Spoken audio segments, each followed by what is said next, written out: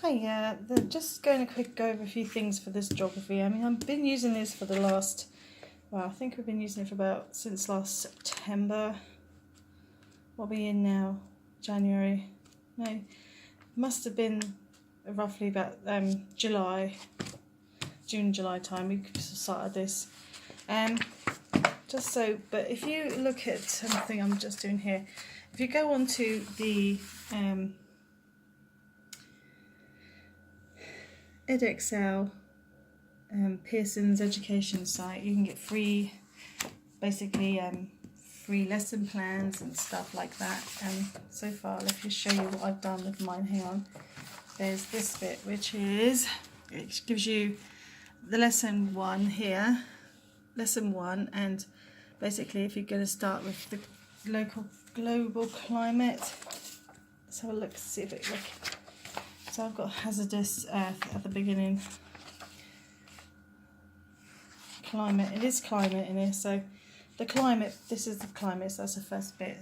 So if you go back onto here, it tells you global climate is now changing as a result of human activity, and there is uncertainty about future climates.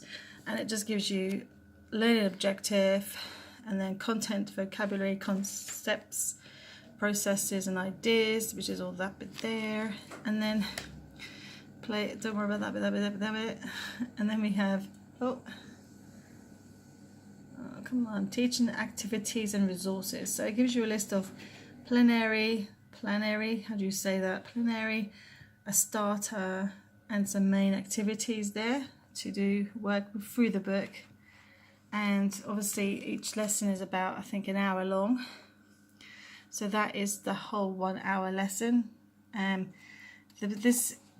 printouts that you can get from Pearson's Education, which is basically edXL.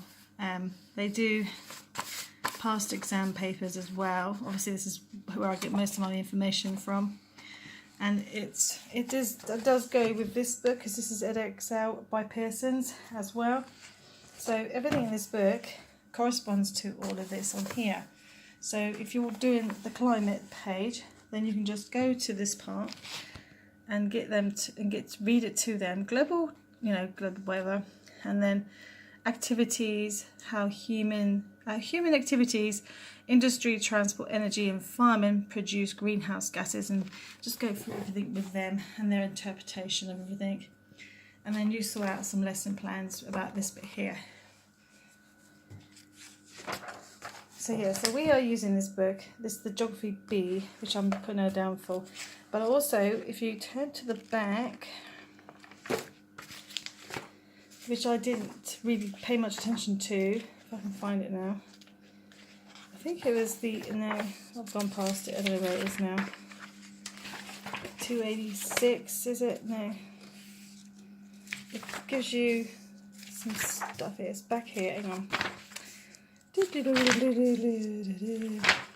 There we are. This is the Geographical Investigation Fieldwork, right?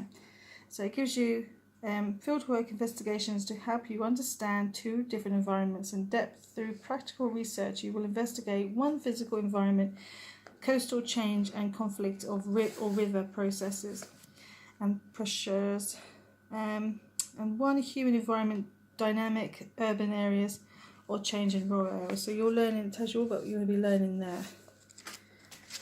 So it's an investigation for fieldwork. So it gives you this, hang on. It gives you the inquiry questions. So this book there are modelled fieldwork investigations, 2 physically and 2 human.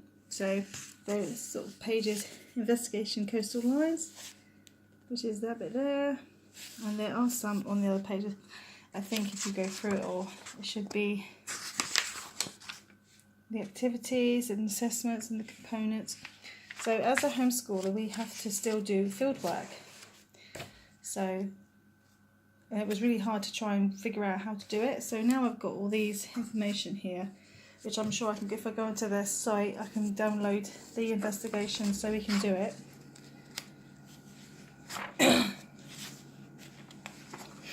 So yeah, so this is like very interesting, and I didn't know this was all at the back because I wasn't looking at the back, I was looking at the front, try and get this sort of stuff. And yeah, this is the worksheets again. These are some worksheets I got for the actual subject of the book.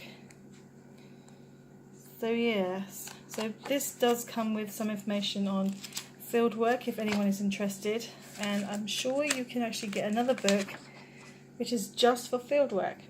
I'm sure I saw that on Amazon not so long ago. So yeah, so this, you need to read this, and